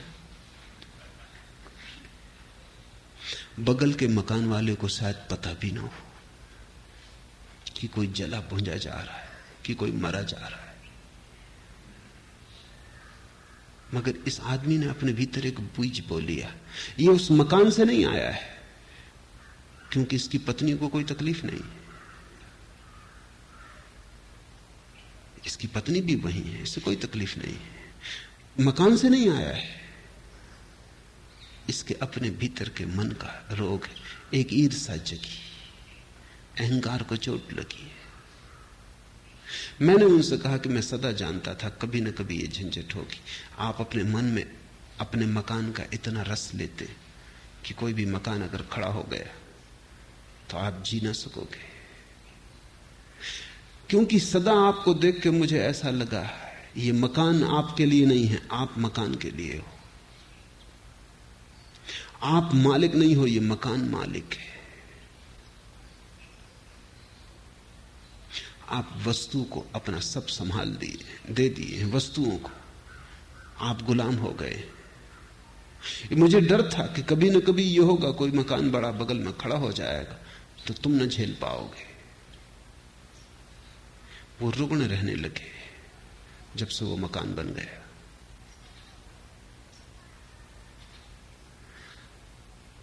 मन में सारा खेल है। यही जिंदगी मुसीबत, यही जिंदगी मसरत, यही जिंदगी हकीकत, यही जिंदगी फसाना। कैसी मन की व्याख्या है, कैसे तुम देखते हो, कैसे तुम सोचते हो, कैसी तुम व्याख्या करते हो जीवन की, सब उस पर निर्भर है। मन सभी प्रवृत्तियों का पुरोगामी है, मन उनका प्रधान है। यदि कोई प्रसन्न मन से बोलता है या कर्म करता है तो सुख उसका अनुसरण करता है, वैसे ही जैसे कभी साथ न छोड़ने वाली छाया। अगर तुम दुखी हो तो अपने को कारण जानना, अगर सुखी हो तो अपने को कारण जानना। अपने से बाहर कारण को मत ले जाना, वही धोखा है। इसको ही मैं धार्मिक क्रांति कहता हूं। जिस व्यक्ति ने अपने जीवन के सारे कारणों को अपने भीतर देख लिया, वो व्यक्ति धार्मिक हो गया, क्योंकि अब उसके हाथ में है बात। अब दुखी होना हो तो तुम जानते हो कौन से बीज बोने, सुखी होना हो तो जानते हो कौन से बीज बोने। अब कोई मजबूरी न रही। फिर अगर दुख में ही मजा लेना हो तो मजे से बीज बो, कोई बाधा नहीं डाल सकता। लेकिन एक बात फिर तुम न कर सकोगे कि दुख के तो बीज बो और रोना भी रो कि मैं दुखी क्यों। अपने ही हाथ से जहर पियो और फिर रो कि मैं मर क्यों रहा हूं। मरना हो मजे से जहर पियो, जीना हो मत पियो। तुम्हारे हाथ है, तुम्हारी प्याली है, तुम्हारा जहर है, और तुम्ही को जीना या मरना है। उसने मुझे डांटा, मुझे मारा, मुझे जीत लिया, मेरा लूट लिया। जो ऐसी गांठें मन में बनाए रखते उनका वैर शांत नहीं होता। उसने दूसरे पर जिनका सारा जोर है, उसने मुझे डांटा, उसने मुझे मारा, उसने मुझे जीत लिया, मेरा लूट लिया। जो दूसरे पर नजर रखते हैं। बुद्ध का एक शिष्य हुआ पूर्णकाश्यप, वो निश्चित ही पूर्ण हो गया था, इसलिए उसे बुद्ध पूर्ण कहते हैं। फिर एक दिन बुद्ध ने उससे कहा कि पूर्ण, अब तू पूर्ण सच में ही हो गया, अब मेरे साथ साथ डोलने की कोई जरूरत ना रही, अब तू जा, अब तू गांव गांव नगर नगर घूम और डोल, मेरी खबर ले जा, मेरे पास तूने जो पाया है उसे लुटा। पुण्य का भगवान, किस दिशा में जाऊं? आप इशारा करते हैं।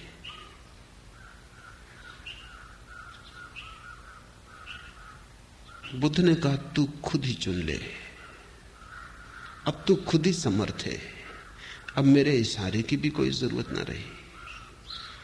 तो पूर्ण ने कहा कि जाऊंगा। सूखा नाम का एक इलाका था बिहार में, वहां जाऊंगा। बुद्ध ने कहा तू खतरा मोल ले रहा है, वो जगह भली नहीं, लोग सज्जन नहीं, लोग बड़े दुष्ट हैं और लोग सताने में रस लेते हैं, लोग तुझे परेशान करेंगे। इन पीत वस्त्रों में उन्होंने भिक्षु कभी देखा नहीं, वो बड़े जंगली हैं, तू वहां मत जा। पर पुण्य ने कहा इसलिए तो उनको मेरी जरूरत है, किसी को तो जाना ही होगा। कब तक वे जंगली रहें, कब तक उनको पशुओं की तरह रहने दिया जाए? मुझे जाना होगा, आज्ञा दे। बुद्ध ने कहा जा, मेरे 2-3 सवालों के जवाब दे दे। पहला, अगर वे तुझे गालियां दे, अपमान करें तो तुझे क्या होगा?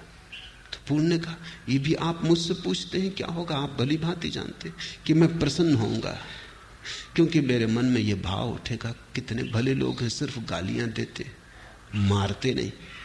मार भी सकते थे। बुद्ध ने कहा ठीक, मगर अगर मारने ही लगे तो तेरे मन में क्या होगा? पूर्ण ने कहा आप पूछते, आप भली भांति जानते कि पूर्ण प्रसन्न होगा कि धन्य भाग कि मारते हैं, मार ही नहीं डालते, मार भी डाल सकते थे। बुद्ध ने कहा आखिरी सवाल पूर्ण, अगर मार ही डालें तो मरते वक्त तेरे मन में क्या होगा? पूर्ण ने कहा आप और पूछते, आपको भली भांति मालूम है कि जब मैं मर रहा हूंगा तो मेरे मन में होगा धन्य भाग, उस जीवन से छुटकारा दिला दिया जिसमें कोई भूल चूक हो सकती थी। बुद्ध ने कहा अब तू जा, अब तुझे जहां जाना है तू जा, अब तुझे कोई गाली नहीं दे सकता, अब तुझे कोई मार नहीं सकता, अब तुझे कोई मार डाल नहीं सकता। ऐसा नहीं कि वो तुझे गाली ना देंगे, गाली तो वो देंगे, लेकिन तुझे अपने कोई गाली नहीं दे सकता। ऐसा नहीं कि वो तुझे मारेंगे नहीं, मारेंगे, लेकिन तुझे अब कोई मार नहीं सकता। और कौन जाने कोई तुझे मार भी डाले, लेकिन अब तू अमृत है, अब तेरी मृत्यु संभव नहीं। सारा खेल मन का है। कैसे हम देखते, उसने मुझे डांटा, उसने मुझे मारा, मुझे जीत लिया, मेरा लूट लिया। जो ऐसी गांठें मन में नहीं बनाए रखते उनका वैर शांत हो जाता है। और वैर नरक है, कहीं और कोई नरक नहीं। शत्रुता में जीना नरक है। तुम जितनी शत्रुता अपने चारों तरफ बनाते हो उतना तुम्हारा नरक बड़ा हो जाता है। तुम जितनी मित्रता अपने चारों तरफ बनाते हो उतना स्वर्ग खड़ा हो जाता है। स्वर्ग मित्रों के बीच जीने का नाम है, नरक शत्रुओं के बीच जीने का नाम है। और सब तुम पे निर्भर है। नरक कोई भौगोलिक जगह नहीं है और न कोई स्वर्ग कोई भौगोलिक जगह है। नक्शों में मत पड़ना। मनोदशाएं, स्टेट्स ऑफ माइंड। जब तुम सारे जगत को मित्र की तरह देखते हो, ऐसा नहीं कि सारा जगत मित्र हो जाएगा, इस भूल में मत पड़ना। लेकिन तुम जब सारे जगत को मित्र की भांति देखते हो, तुम्हारे लिए जगत मित्र हो गया, तुम्हारे शत्रु समाप्त हो गए। और अगर कोई तुम्हारी शत्रुता करेगा तो वो शत्रुता उसके मन में होगी, वो उसकी पीड़ा पाएगा, लेकिन तुम्हें कोई पीड़ा नहीं दे सकता। इस संसार में वैर से वैर कभी शांत नहीं होता, अवैर से ही वैर शांत होता है। यही सनातन धर्म है, यही नियम है। नहीं वैरेन वैरानी समंतीद कुदाचनम, अवैरेन चा समंती एस धम्मो सनंतनो। यही सनातन धर्म है। शत्रुता से शत्रुता समाप्त नहीं होती, क्रोध से क्रोध समाप्त नहीं होता, वैर से वैर नहीं मिटता। और जितना वैर बढ़ता जाता है उतना तुम अपने चारों तरफ अपने हाथों नरक निर्मित करते चले जाते हो। ये जगत तुम्हारी कृति है, तुम चारों तरफ अपना परिवेश बनाते हो। ये बात तुम्हें दिखाई पड़ जाए, ये इशारा तुम्हें समझ आ जाए, तो तुम्हें फिर कोई दुख नहीं दे सकता। तुम्हारा स्वभाव तब सुख हो जाएगा। फैलाओ मैत्री। महावीर ने कहा है, मिट्टी में सब भूएसु वैरम मज्ज न के नहीं। मेरी मित्रता सबसे है, सारे विश्व से, सब भूतों से, सब भूएसु, और वैर मेरा किसी से भी नहीं। महावीर के कानों में भी खीले ठोकने वाले मिल गए, पत्थर मारने वाले मिल गए, महावीर को गांव-गांव से खदेड़ कर बाहर निकालने वाले मिल गए, लेकिन महावीर यही कहते रहे, वैरम मज्ज न के नहीं। मेरी किसी से कोई शत्रुता नहीं, उनकी होगी, उनका हिसाब वो जाने। अभी कुछ दिन पहले मैं एक कहानी कह रहा था कि दो मनोवैज्ञानिक, एक ही मकान में उनका दफ्तर था, रोज सुबह आते, लिफ्ट में सवार होते, अक्सर साथ साथ सवार होते। वो जो लिफ्ट को चलाने वाला सेवक था वो बड़ा हैरान था। जब भी वे दोनों साथ साथ जाते तो पहले एक मनोवैज्ञानिक उतरता है 10वीं 12वीं मंजिल पे कहीं। जब भी वो उतरता है दरवाजे से लौट के दूसरे मनोवैज्ञानिक के ऊपर थूकता, चला जाता अपनी तरफ, और दूसरा चुपचाप अपना रुमाल निकाल के अपना मुंह पहुंच लेता, टाई पहुंच लेता, या कोट पे पड़ गया होता थूक पहुंच लेता, रख लेता और अपना बस तैयारी करने लगता, क्योंकि 15वें या 20वें मंजिल पे उसको उतरना। आखिर उस लिफ्ट मैन को और संभालना मुश्किल हो गया। एक दिन उसने कहा कि बात बहुत हुई जा रही, ये मामला क्या है, ये आदमी क्यों आपके ऊपर थूकता है? तो उस मनोवैज्ञानिक ने कहा, ये उसकी समस्या है, उसी से पूछो, मेरा इसमें कोई हाथ ही नहीं, ये समस्या उसकी है, उसी से पूछो, बेचारा जरूर कोई ना कोई पागलपन उसे सवार है, मेरा तो कुछ भी नहीं बिगड़ता, पहुंच लेता हूं। उसकी सोचो, असली तकलीफ वही पा रहा है। थूकने के पहले तकलीफ पाता होगा, थूकते वक्त तकलीफ पाता है, पीछे तकलीफ पाता होगा, क्योंकि समस्या उसकी है, वही कुछ कर रहा है, हम तो केवल दर्शक हैं। अगर जीवन को ऐसे देखने की कला आ जाए तो फिर तुम्हें कोई दुख नहीं दे सकता। दूसरा देना भी चाहे तो ये उसकी समस्या है। और तुम इस भ्रांति में कभी मत पड़ना कि वैर से तुम दूसरों के वैर को मिटा दोगे, कभी कोई नहीं मिटा पाया। प्रेम से ही मिटता है वैर, करुणा से ही मिटता है क्रोध। इस संसार में वैर से वैर कभी शांत नहीं होते, अवैर से ही होते। यही सनातन नियम है, ये बुद्ध के धर्म की आधारशिला है। और थोड़ा सोचो भी कि कौन तुम्हें सुख दे पाता है, कौन तुम्हें दुख दे पाता है। सब तुम्हारे मन का ही हिसाब है। अभी घड़ी भर पहले जो बात सुख देती थी, घड़ी भर बाद दुख देने लगती। अभी जो बात दुख दे रही, घड़ी भर बाद सुख दे सकती है। तुम्हारी व्याख्या, तुम कैसे उस बात को पकड़ते हो, क्या उस बात को रंग देते हो, क्या रूप देते हो।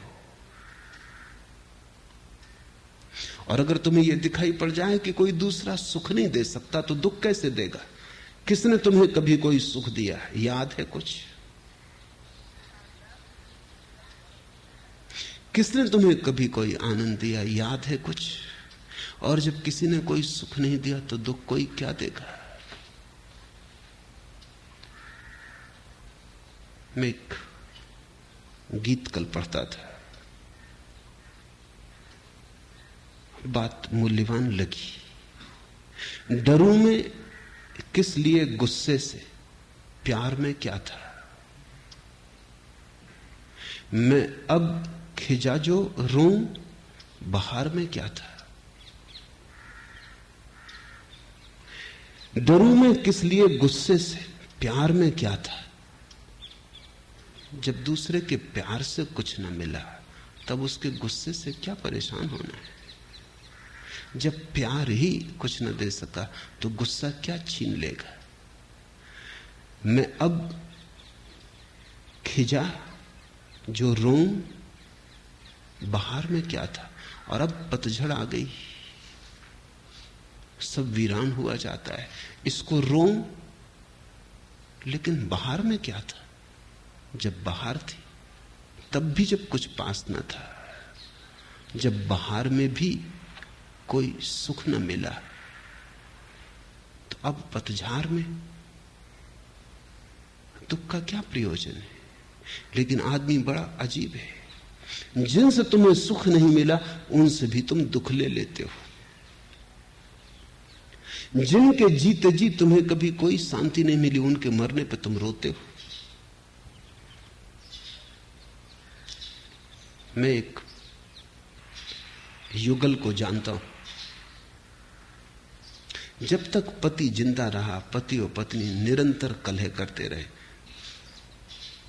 कभी कभी मेरे पास आते थे, लेकिन सुलझाव कोई आसान न था। सब उलझाव सुलझ जाएं, पति पत्नी के बड़े मुश्किल से सुलझते, क्योंकि सुलझाने नहीं चाहते। शायद वही उनकी जिंदगी है, वही व्यस्तता है, वही कुल भराव है। वो भी चला जाए तो फिर बड़ा खाली हो जाता है। कई बार तलाक देने की बात भी उठी, लेकिन उस पे भी राजी ना हो पाते थे। फिर पति शराब पीने लगा और शराब पीते पीते मरा। जवान ही था, अभी कोई 36 साल उम्र थी, ज्यादा नहीं थी। जब मर गया तो पत्नी मेरे पास आई, छाती पीट पीट कर रोने लगी।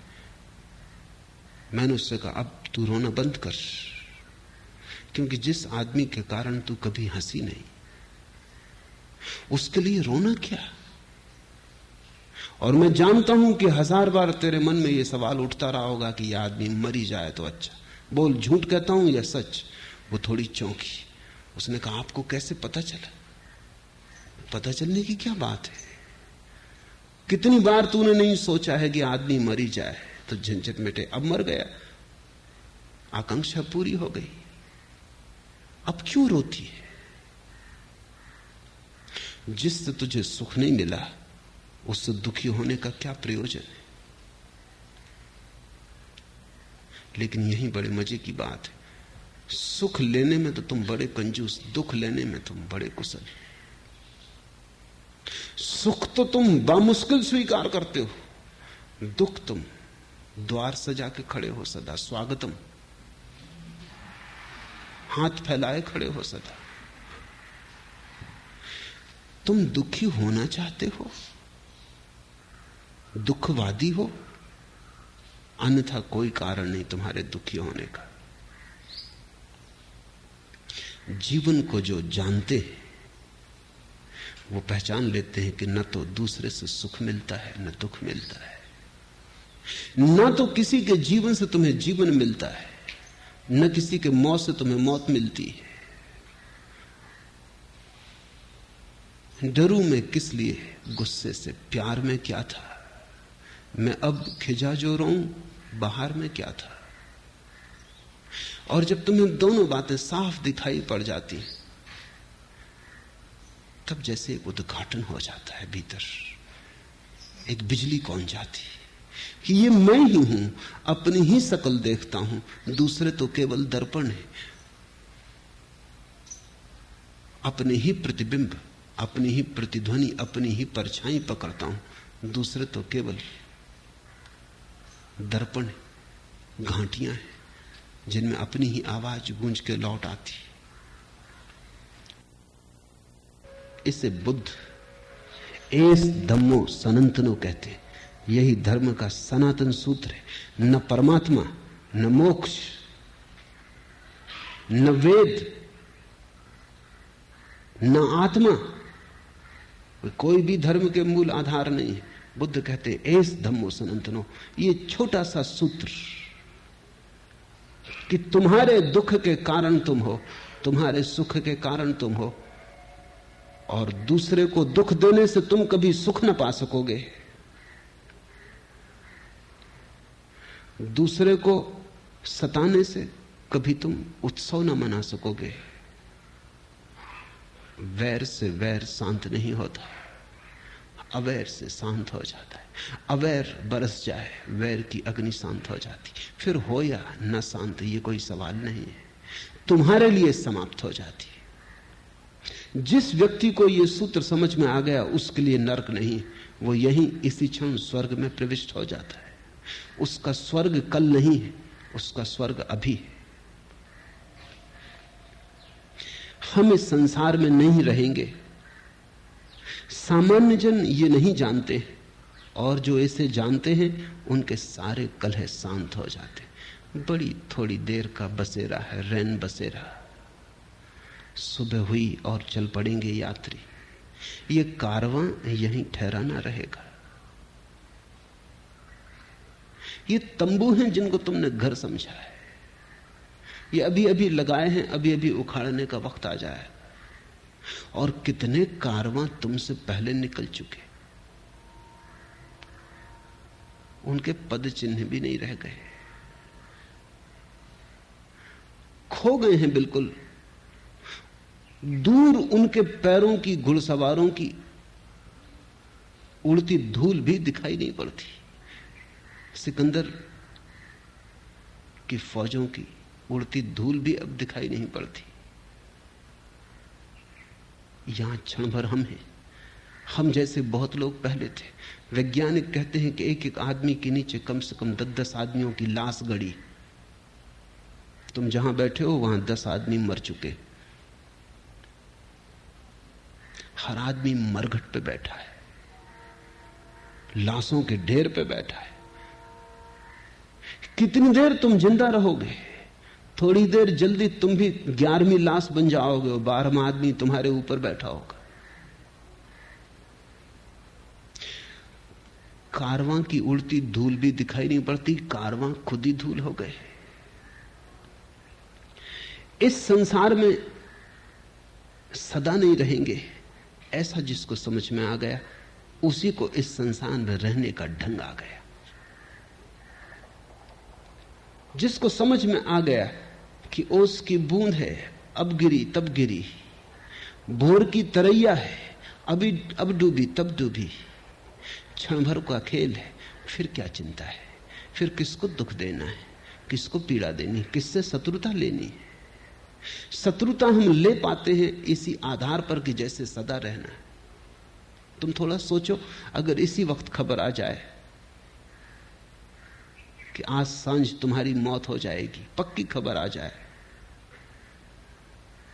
क्या तुम नहीं अपने दुश्मनों से क्षमा मांग आओगे? क्या नहीं तुम उनसे जिनको मिटाने को तत्पर थे क्षमा याचना कर लोगे? क्या वैर समाप्त नहीं हो जाएगा? जाते आदमी का क्या कौन सा वैर किसकी शत्रुता, कैसी शत्रुता। जब विदा होने का क्षण आ जाएगा तुम सभी से क्षमा मांग लोगे, लेकिन पक्का नहीं कि वो क्षण कब आएगा। अभी आ सकता है, लेकिन एक बात पक्की है कि कभी ना कभी आएगा, ज्यादा देर नहीं है। जो कली खिल गई, अब फूल के कुम्हलाने में ज्यादा समय नहीं। सुबह हो गई, सूरज चढ़ आया, सांझ को कितनी देर है, प्रतिपल सांझ हुई जाती, सुबह के साथ ही सांझ हो गई। जिसको ऐसा दिखाई पड़ जाता है वो फिर इस जगत में वैर के बीज नहीं बोता, फिर वो कल्याण मित्र हो जाता है, फिर वो मैत्री बोता है, वो अपने चारों तरफ स्वर्ग की फसल काटता है।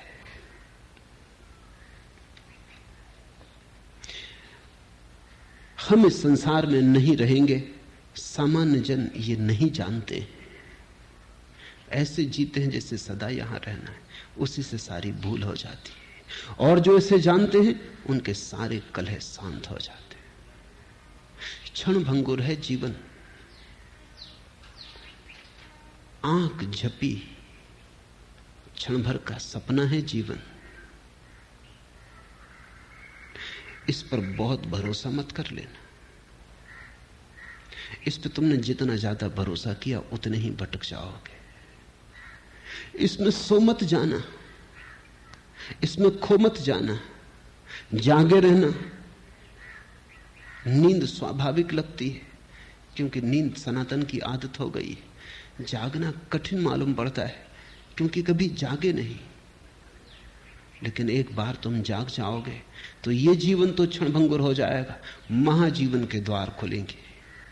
एक बार तुम जाग के देख लोगे तो तुम हंसोगे, क्या सपने देखते थे, जबकि सत्य के खजाने उपलब्ध थे। लेकिन बुद्ध उन खजानों के संबंध में कुछ भी नहीं कहते। वो कहते हैं डर है। खजाने की बात भी तुम सुन लेते हो सपने में तो तुम उसका भी सपना बना लेते हो और नींद तुम अपनी गहरी कर लेते हो। इसलिए बुद्ध कहते हैं उस संबंध में कुछ भी ना कहेंगे, इतना ही कहेंगे कि तुम जहां हो गलत हो। इसलिए बुद्ध निषेधात्मक है, निगेटिव है। उनका धर्म नकार का है। वो ब्रह्म की बात नहीं करते क्योंकि वो तो उसकी बात हो जाएगी जो खुली आंख से दिखाई पड़ता है। वो मोक्ष की बात नहीं करते क्योंकि तुमसे क्या मोक्ष की बात करनी, तुम इतनी गहरी नींद में पड़े हो, तुमने संसार की ऐसी शराब पी ली कि तुमसे क्या मोक्ष की बात करनी। शराब के नशे में तुम मोक्ष को सुनोगे भी तो भी कुछ और समझोगे, अनर्थ हो जाएगा। वो कहते हैं इतना ही समझो कि तुम नाली में पड़े हो, बेहोश पड़े हो, जागो। बुद्ध मेटाफिजिक्स, दर्शन शास्त्र की बात नहीं करते। बुद्ध चिकित्सक है, वो सिर्फ तुम्हारी बीमारी की बात करते हैं और निदान उनका दुरुस्त है, 100% सही है। इस निदान पर सोचना।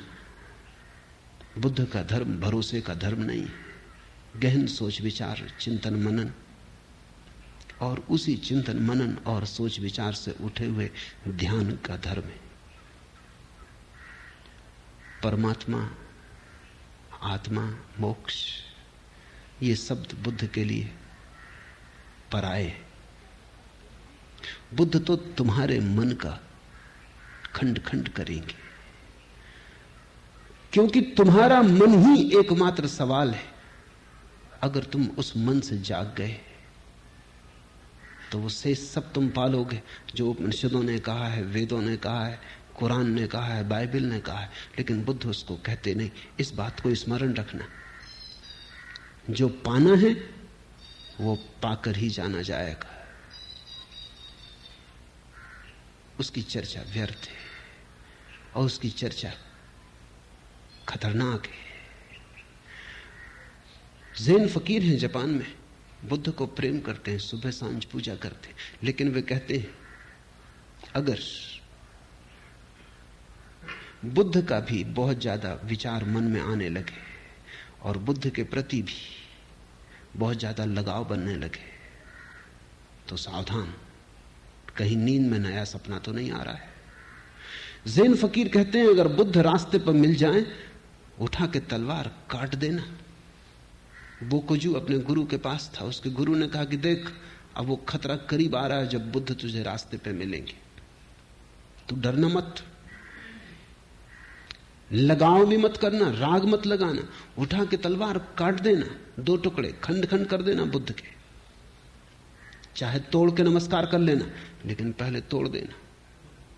बोकुजू ने कहा लेकिन तलवार कहां से तलवार लाऊंगा वहां? गुरु ने कहा घबरा मत, जहां से बुद्ध को लाया कल्पना का सब जाल है, वहीं से तलवार भी ले आना, उठा के एक तलवार काट ही देना, कहीं ऐसा ना हो कि बुद्ध का सपना आने लगे।